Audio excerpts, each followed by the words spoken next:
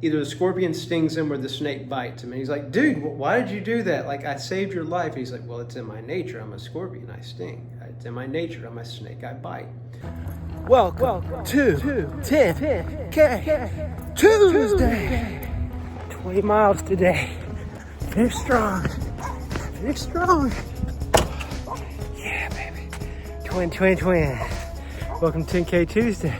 We're going to get kick-started with the financial portion of 10K Tuesday. By the way, my name is Scott. If you've never been here before, we run a minimum of 10K every Tuesday before I can even talk to you. And I've got this crazy goal of making $10,000 on Tuesday. All right, let's get to it. I got to get showered up, and I'll see y'all on the rest. Hello, welcome to this week's financial portion of 10K Tuesday. And it's about, well, it's exactly 6:10 in the morning here. And we're doing a little pre-market trading. You know, I was thinking to myself, throughout, my trading career, as it were, if I were to just simply close every position once it hits $100, I would be far better off today. But that one thing that, well, let me back up here. I have a position open that's currently making me over $100. And if I were to hit that little X right there, I would have that in my pocket. So what I'm struggling with is what I call the bird in the hand dilemma. Got one bird in the hand, or you want to just hold out for the two that are in the bush. And more often than not, I swear, whenever I get greedy and be like, no, it's going to turn into two birds, I should have just clicked it. But anyway, someday I'm going to make $10,000 on a Tuesday right before your steaming eyes. Anyway, the journey is certainly fun, and so today's trades, the big time traders don't do this scalping type of trading. The big guys, they trade like once or twice or three times a month. Just, it's not every day. They'll watch it every day, but they have the self-control to not press the dang buttons. And I'm just not quite there yet because I keep seeing little opportunities, and I'm like, well, why not?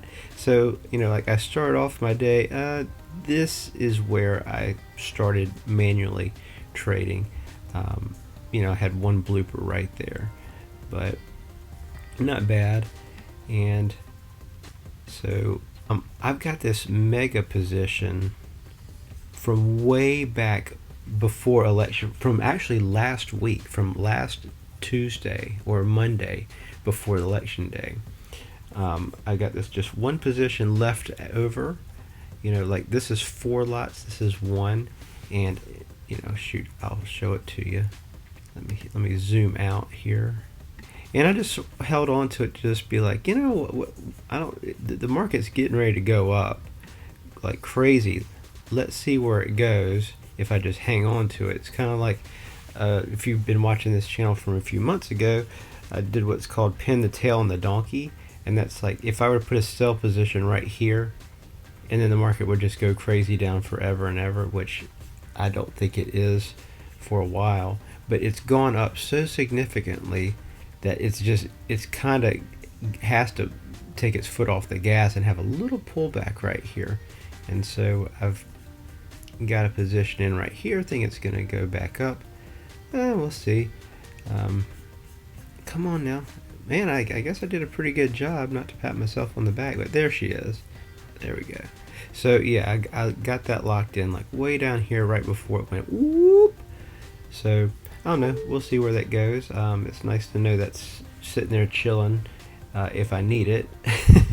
But it's also generating capital for me or credit kind of, for me to trade off of. I'm getting a little into the weeds there, but these lines right here, this is called Fibonacci, and this is something that has been absolutely fascinating to me. Once I started utilizing this Fibonacci stuff, oh my gosh, it's amazing. And what it is a mathematician's observation of how nature works from the 13th century. Yeah, fascinating stuff. I'm not qualified to lecture about Fibonacci. It's just sort of like, I know how to drive a car, but I don't know how an engine works. anyway, it's like that. But anyway, so that's today's financial portion of 10K Tuesday. Said it before, say it again. Not gonna make 10 grand today, but we certainly will someday.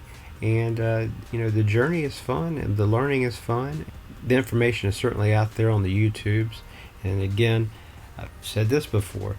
This is not me bragging about how awesome a trader I am. It's just a guy who has learned trading from the free content on YouTube, and I see that those guys have brains. I have a brain. I can learn this shit and implement it, and it's all about where we put our time and our focus. Whatever we focus on grows. Whatever we take our focus away from will just sort of wither and die. So I would just say the lesson is, let's put our focus on things that are productive, they're good, they're going to grow us as human beings, they're going to help others, and I just see so much potential in this. All right, let's get back out there. All right, welcome to 10K Tuesday here today. And well, so yeah, I ran 20 miles today, and I'm not gonna act like that's no big deal. That's a huge deal to me. I've never run that far. And if you've never been here before, you haven't been hanging out with me for the past, I don't know, week or two, I've got a marathon. My first marathon, it's on Saturday. I've been training extra special hard for it, and I hope I'm ready. And yeah, 20 miles is a huge milestone or benchmark for me. I've never run that far before. And matter of fact, I've got ice here for my knee. I took a little beating on that. So anyway, that should be my last super long run before Saturday. I'll probably get a small win in on Thursday just to kind of keep things limber. Anyway, but enough about running. Anyway, that's it's something I'm pushing myself outside my comfort zone to do, and maybe we're inspiring others to do the same. I can tell you this: when I take these long runs, man, I get some thinking done. And so today I was thinking about my two favorite kind of natural laws, right? And they stem from, this is probably about my favorite book right now. And it's, look really thin. If you can pick yourself up one at the Barnes & Noble or something, man, I highly encourage it. And in fact, pick up two and give one away. So in this book, Deepak Chopra's 7 Natural Laws of Success, and they only titled it that way just to sell books. I think he wanted to call it like the Natural Laws of Life or something. Well, actually he did, the Spiritual Laws of Life.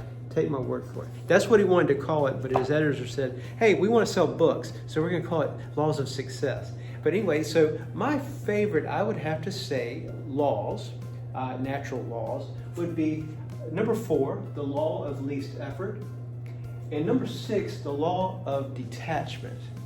And I got to really thinking about these laws and how they just interact and play with one another. And I did a video a while back about Ikigai and something that I'm trying to figure out, and I think it's really cool. But you know what? I think they all tie together rather well. So, and one of the reasons that I have this channel is I believe that I don't know what in the world I'm talking about unless I can teach it. So it's good practice for me, and if I can just reach one person and flip a switch for you, man, it's worth it to me. Law of least effort. Man, I like that because we accomplish more by doing less. And, there's, a lot of famous people, Richard Branson comes to mind, that billionaire that just, he seems to be just having a freaking ball. He runs a lot of the Virgin stuff, the spaceships and the cruise ships and the cell phones and the trains, and the dude lives on an island in the Virgin Islands by coincidence only. And, Steve Jobs, he never really seemed like he was, he was not like he was in the freaking labs, making the phones and shit. He was the dude always dressed in black every day and just came out with these fancy gizmos that he basically ordered other people to make. He imagined the stuff, and he's like, hey, make this shit. And they bring it to him, and he'd be like, it doesn't really work so well. I don't like it like this. And he'd drop it in like a freaking fish tank. That is a true story, and I'm not sure exactly what that pertains to, but I think he wanted to demonstrate that you could make the freaking thing smaller and that there was air bubbles in it. I think that's the story. the law of least effort in the book, the way it talks about it is, birds don't try to fly, fish don't try to swim, grass doesn't try to grow, it just does what it does. And kind of the flip side to that is going with nature, right? And there's like an old fable about somebody, I've seen it in two versions. The guy rescues a scorpion, or he rescues a snake that was injured, takes it back to his house, nurtures it back to health, and then either the scorpion stings him or the snake bites him. And he's like, dude, why did you do that? Like, I saved your life. He's like, well, it's in my nature. I'm a scorpion, I sting. It's in my nature. I'm a snake, I bite. So when I'm running and I'm getting to thinking about all this stuff, like, well, we ought to go with our nature, right? So like today I ran like 4 miles into the wind. Now, conversely, I got to come back and run with the wind, and to feel that difference, like literally, that was not a metaphor. I really, really, really can't wait till this part of the run is over with. There's so much wind against me. I felt like I had God's hand like pushing me along when I was running with the wind. I was running with nature. I was On your end, I wonder if you can tell when we get the wind against us and then with us. Getting ready to make the transition right to the...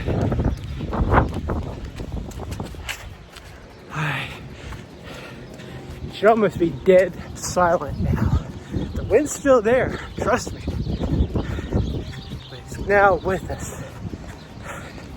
Time to fly. Oh my gosh. It's incredible. It's physics, motherfucker. going with the flow. I was not going against the grain. You ever wonder where all these sayings come from? Well, I mean, I believe there's, obviously figurative meanings, but they're tied to literal meaning. So the way we can tie it here to this ikigai, which this Japanese thing, which was created in Okinawa, Japan, the birthplace of karate, coincidentally. It's life's purpose. I believe that's what it translates to. We got this one circle, we got to do what you love. All right, what are you good at? Can you get paid for it? And what does the world need? And when you start listing these things in your personality, in the arrows in your quiver, like for example, I used to be a plumber. Well, the world needs plumbers. Was I good at it? I think I was good at it. Can you get paid for it? Yeah, I can get paid for it. Did I love it? There was a point when I loved it, yeah, sure. But I no longer do that because I'd probably say somewhere the love faded away. And that's nothing against plumbers. There's plenty of people who love plumbing, and if they have a YouTube channel on it, they love it, and they check all these boxes as well. And so those dudes are happy campers, whether it's plumbing, electrical, carpentry. Mike Holmes comes to mind. Homes on Homes. That dude totally in his ikigai for sure. Another aspect to the law of least effort, which is an aspect that we touched on last week in 10K Tuesday, is how do you know if your time's been wasted? If you don't recall that, that's a question that I think that nags at a lot of us when we put so much freaking effort into something and it doesn't pan out. Like, well, hell, did I waste all my time? And the answer to that, well, that comes from the law of least effort. And was there love behind your action? Did you try to help somebody and they didn't give a shit? Was your time wasted? Well, if you were motivated by love, you truly wanted to help that person and you didn't want a thing in return, then no, it wasn't wasted. It's on them, it ain't on you. And so another aspect to the law of least effort is, when you're really frustrated when shit doesn't go your way. For example, we had an election, a national election, and a lot of people were very disappointed in the results of that election. So, well, an aspect to the law of least effort is it's an acceptance of things as they are, and your intent can be different for the future, but you're struggling against the universe. The universe is exactly as it should be. even in, you know, dark moments. And so that right there might give some folks out there some solace if you're really disappointed in the election results, for example. And that, according to the law of least effort, that we must take responsibility. We must not blame. You know, every upsetting situation has the seeds for opportunity. And that's about all we can look at it as. Matter of fact, I did a video a while back about going into a prison. And some of the prisoners that I encountered were never getting out. And so the title of that video was, "What would I say to somebody who's never getting out of prison?" And that, you know, that basically must tie into the law of least effort. And accepting a situation is, that's exactly the way the universe is. It's as it should be, and we need to make the best out of the situations that we're in and find these seeds of opportunity in our adversity. There, I hope that helps. You know, you can thank Deepak Chopra for this stuff, and you know, and basically his wisdom is tied to the ancient wisdom of the ages, and you just got to thank these guys for being able to compact it and put it in something that's so digestible. So the law of detachment is number 6 here in our homeboy's book. And I think these might be my 2 favorite laws because they kind of play well together, right? So acquire anything in the universe by relinquishing attachment to it. Well, I just think that really goes well with do less by accomplishing more. It almost makes you feel like shit just falls in your lap. But, you know, one weird, and I really like writing this stuff out because it really helps me play with it, and, you know, I get to interpret it my own way, and if you dig the way I interpret it, awesome, you know, and you can do the same. But one thing that comes to mind is back when, like, I was a kid, and I really liked a girl, and I would just obsess over her, and she wouldn't give me the time of day. And as soon as I didn't give a shit about her anymore, that's when she'd come around. When you think back into like your junior high and high school romances and stuff, and hell, I guess even when you're in your 20s going out to the bars or whatever, the dudes that got all the girls are the ones that cared the least, or at least acted like they cared the least. Seems like it drove the chicks crazy. So anyway, for some reason, that right there is kind of my first instinct. But Deepak Chopra is not talking about picking up women. But acquire anything in the universe by relinquishing attachment to it. So what that means to me is, once I decided that I want something, I'm willing to go through the motions to get it. But when I'm going through these motions, I'm falling in love with the process. Like, for example, this whole marathon thing. I'm not thinking about, oh, I'm running a marathon. I'm thinking about just, I'm running and I'm trying to enjoy it and allow, you know, really great thoughts to come to me. I've had some of my best ideas while running. Or another aspect is labors of love. You know, the people that are, holy shit, that's a T-bird. Oh, check out this T-bird. Do you see that bad boy? I hope you saw that. Oh my gosh, that's cool. T-bird's my favorite. Yeah, people who restore cars like that definitely are detached. You know, they've got an image in mind of what they want to accomplish, but man, they just sort of lose their self into it. You know, another example is Leonardo da Vinci and the Mona Lisa. Did you know that the Mona Lisa was never finished? So, you know, that is arguably the most famous, most valuable painting on planet Earth. And what he would do is he would just pull it out and paint on it a little bit and then put it away. Pull it out and paint on it a little bit, then put it away. Because he hauled it around with him for like 20 years. Yeah. So, labor of love. And then arguably, that's the most famous painting ever. And all he did was just love it. You know, he didn't try to sell it. He just loved what he was doing.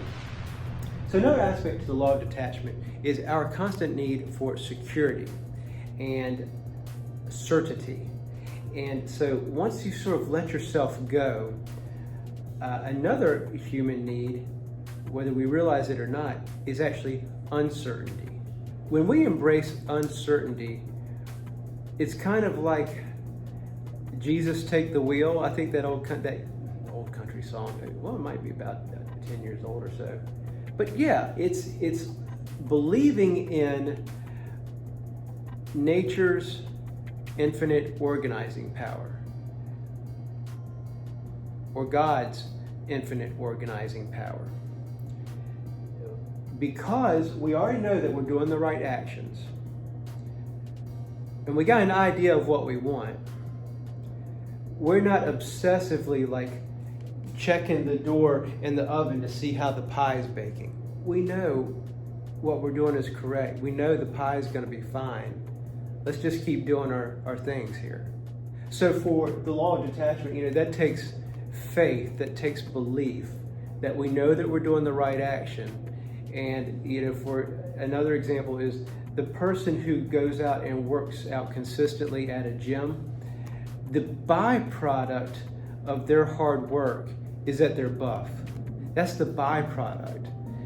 The main result is that they are in tune to what their body can do. They're taking right action every day to get healthy. And when you're healthy in your body, you're typically going to be healthy in your mind. Buff people, or people really in shape, are like these meatheads. It's just a myth that stems all the way back from like 80s movies. Revenge of the Nerds comes to mind. Most people who are really fit are really smart. You're going to see that if you talk to them. And so because they're committed to the process, their abs and their guns and all the physical attributes are the byproduct of loving the process and going through the law of detachment. Like I don't know if they have, like, for example, I don't have, like, say, a goal of I want to bench this. I just go, and if I feel like going heavy, I do. That's maybe I'm getting out of my lane here. I'm sure people have fitness goals, like I want to run a mile in X amount of time, or people want to run the marathon in X amount of time. I just want to finish the damn marathon and not kill myself, and I want to enjoy it. That's my secret plan to finishing the marathon, by the way, is I'm going to enjoy it. That's my plan. And I'm just going to keep running. I can run extra slow. I just got to keep running and enjoy it. All right. So, hey, I think we're getting a little long here, and I hope it was really helpful. And by all means, pick you up this book. It'll change your life.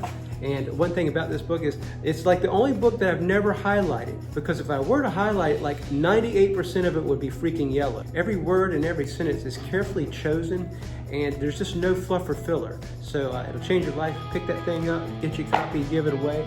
I hope this helped. I love the way it all ties together. Anyway, it's how it feels in my world. And if you find what I'm talking about helpful, by all means, why don't you drop a like and consider subscribing. It doesn't cost you a dime, means the world to me. And I'll see you at least next week. I always drop something every Tuesday for sure, and I try to sprinkle some stuff in between. All right, take care. Thanks for watching. Do not waste this day. Wow.